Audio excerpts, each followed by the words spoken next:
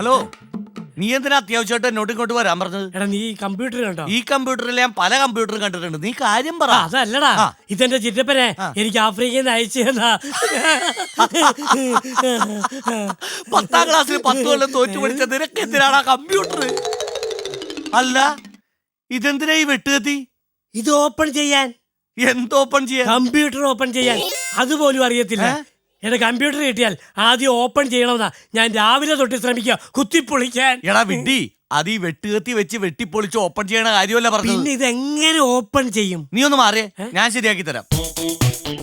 അല്ല, കീബോർഡ് എന്ത്? കീബോർഡോ? ഗാനമേളക്കൊന്നും ആരും വിളിക്കാത്തോണ്ട് ഞാൻ അതങ്ങ് വിറ്റ്. ദൈവമേ, ആ കീബോർഡ് അല്ല, ഈ കമ്പ്യൂട്ടറിന്റെ കീബോർഡ് എവിടെ? ഈ സാധനമാണോ? അത് തന്നെ. നീ ആ കണക്ഷൻ ഒന്ന് കൊടുത്തേ. കൊടുക്ക്.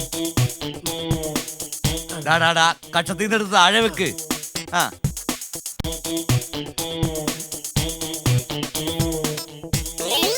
കമ്പ്യൂട്ടർ കണ്ടപ്പോ നിനക്ക് എന്നെ ഒരു ടെൻഷൻ.